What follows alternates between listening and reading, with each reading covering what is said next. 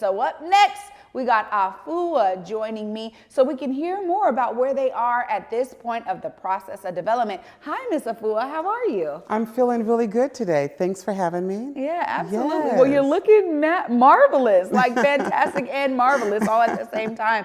Always great to see you out in community, but you have been dedicated to this community for decades, Yes. and some of our guests may not know. So before we get into ACAC, the African Cultural Arts Center, I want to hear more about some of the ways that you've been really dedicating yourself to building up this community. Well, our call of action has really been about getting the community involved, letting them know what we're doing, where we're located, and how we do represent their need. And so when we talk about ACAC, it's a facility. So we just have to, do our part. When we ask for support, we have to make sure that we have our family rolling with us. Absolutely, and this is why it's so great to stay connected to this, because I know when y'all first launched the opportunity for folks to donate, when you're looking for funding for this development and for the building, we were right there with you, and so it's so great to have you back to provide some of those updates. Now, there has been so much money that's put into development, but we realize oftentimes if sometimes your voice ain't there, they don't know about the project. Tell us about some of the ways that you've been trying to really build those connections so that ACAC is known all throughout the city. Thank you. Well, last year, for 2023, we created some really cool programs. Like we did brunch and bubbles, we did happy hour, we did picnics, we did just all kind of things that we knew we needed to do in community. We had to go to our people, instead of saying, okay, we're offering programming and please come check us out. And we sat at the table of our elders, we sat in grounds where it was important for us to hear what people needed. And so now we're ready to move forward. We're looking for an abundance of support with community because this space is for community. We'll have artist live and work spaces. Did you hear me? I hear that. We'll have artists live and work spaces where they will come in and they will provide their work for community in community.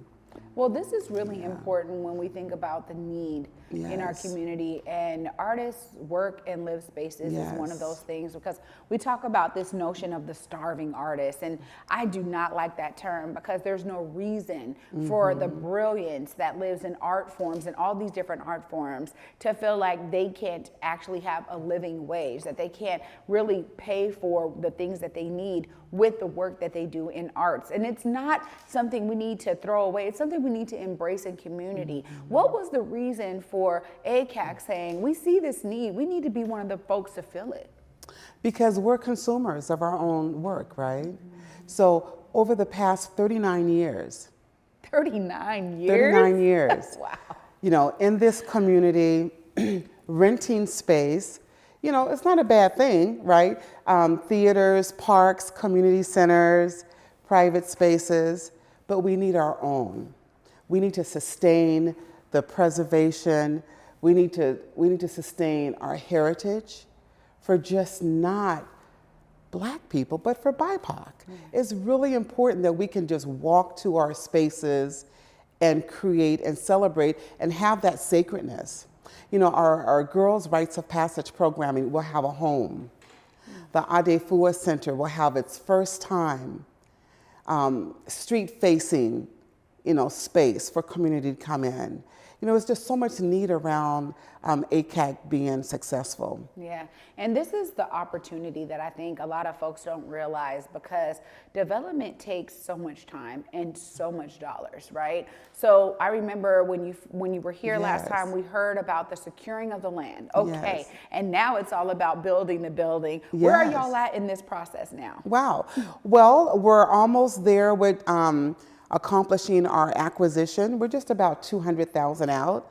So if there's any donors out there, you can just drop us 200,000 and we'll just put a nice little check mark, and you'll have your name forever on the property. But on the bigger scale, we're looking at funding the $3.6 million investment toward the excavating and just redoing the whole space. We've put some ask out there, and I will just say for a minute, thank you so much with the city of Seattle, because we were able to get a little bit from them in different pots, and hopefully this will be a growing thing for the city, because when they look at the impact, how community really benefits, and how we stay involved in arts and culture, and not so much on the streets.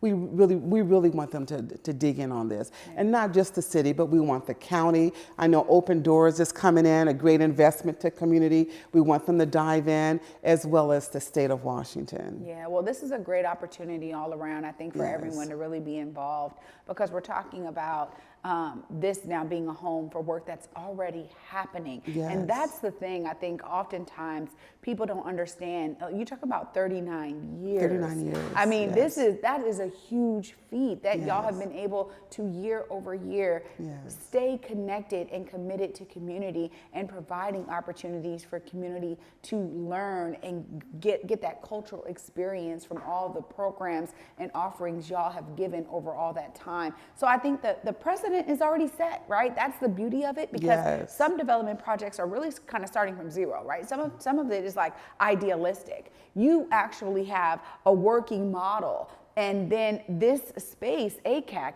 it gets to be home for all of those efforts, all of that energy. So that's the beauty, I think, of this particular investment, that, even everyday folks can really say, I mean, no donation is too small. We say that, but hey, those $10, they roll up. Those $5, they roll up. But when people can pour into it, it's also saying that I am utilizing my additional dollars. After I pay my stuff, I'm using my additional dollars to impact community. And that, for me, is where there's a huge opportunity for folks to understand that. Tell us more about how y'all are maybe connecting with some individual donors. This is a great space to do it right here on The Day with Trae. But I know you've been holding meetings, you've been having opportunities for folks to really tap in. Tell us more about that. Before I do, I just want to acknowledge how you appreciate our work. That means so much to me, because having a Traeana on your team really does open up, just so many vessels and so many communities. The work that we've been doing has been pretty much just going everywhere and talking about it. Our most successful endeavor that we had was our gala. We had our first gala. Nice. It was in November, and we held it at the Northwest African American Museum. We definitely want to stay in community. We have a lot of great experiences there at the museum, and every one of these entities we play in with each other, right? So we have a uniqueness that we offer community. So for the gala, we were able to actually ask. That's been a difficult thing as an artist for all these years, because normally we go in and we provide space. We provide programming and services, and we don't ask for anything. We go in, we provide our ministry, and we're gone. So being able to learn how to articulate our language in a way where we can have investors, we can have supporters. Those are the things that we need to build more on. And if there's people out there that want to tap into our team, we call our team the CAB. It's the Community Advisory Board, right? And so come into the CAB and help us make this happen. We had some great donors, and we want to be able to continue to cultivate those relationships and hear other people tell us the best ways to go. What's the model that we want to stand tall with, in raising this money. Because as I said in the legislative meeting last week, I heard 25 million that went to so many other amazing organizations that are doing the work. And so we're only asking for 3.6. So we want to be able to tap into those people who we've not met. They know about our work. So that's just one of the deficits that we want to be able to utilize as we're here with you, and we're learning more people to kind of speak up and say, oh yeah, I want to support Black space. Yeah. I understand that this is going to be a community hub of arts and culture, and I want to step in to help this community. It may not be yours, but help this community be successful. So hopefully I'll come back again and I'll tell you more about who those people are. Yeah. Well, this is, expressing the need. You said it. Sometimes it's difficult as you've been doing this work for so long. But also the opportunity for folks to tap in a way that then benefits, maybe you're right, it's not them or their community, but it benefits the city at large, right? It benefits the community at large. And that's the beauty of what you're offering here today. And I will say that, when we think about development, 3.6 is on the lower end. So you're absolutely right. This is something that I think there's plenty of folks out here who may have the connections. I'm talking to y'all out there. If you got those connections, if you know of folks that have development dollars that are looking to invest in, ways to uplift some amazing cultural spaces and centers in our community, this is a great opportunity. And before I let you go, you don't even talk about this much because Miss Afua does so much, y'all. But you also just came back from taking folks over to Africa, and you've been doing this work. This cultural exchange work for years. And so I just had to tap in on that because it is something that you're like, oh yeah, we've been taking folks over to Africa. But just tell us a bit about how that is also impacting some of the amazing experiences you're able to cultivate for folks. The transformations are amazing. It's well worth every dollar, every minute spent in the development of getting people over to our homeland. This past year, I took a smaller group of 14 individuals. They were all seniors. They were all my seniors. The oldest age was 88 years old. And the theme of that trip was to explore Ghana with Afua. And we did just that. We went to the castles. We went to the chief palaces. We went to the last bathhouse that they would take our people before they were enslaved. That was the final bath, right? And the whole historical components around that. People that joined that trip with me had never been to Africa before. Some of them had always dreamed about going, and it was like their bucket, right? And we had a great experience. We connected with African Americans, we connected with continental Africans, we connected with educators. It was just so amazing watching our children, helping them change the vision of who Africans are in America, right? When we come, we are one. And so we do this every year. And this trip every year to Africa is like a field trip. It's an excursion that you don't want to pass up. We provide everything. The number one key is hospitality. We want to make sure everyone is safe and comfortable. So we'll do it again. And that's another product that we offer through ACAC. You know what, Ms. Afua, yes and yes and yes. I'm over here holding back my emotion, y'all, because this is life-changing work. Yes. Thank you. Thank you for your energy, your effort, your love to community. As I was saying to Auntie Jackie yesterday, you're another person who is just, I can't believe all of the ways that you have impacted this community with your love and care and kindness for those who are just like you and outside of you. So thank you for bringing us cultural experiences. Of course, if we have some folks out there that are connected to donors or they themselves are like, I need to pour into this, look right there, let them know how they do that.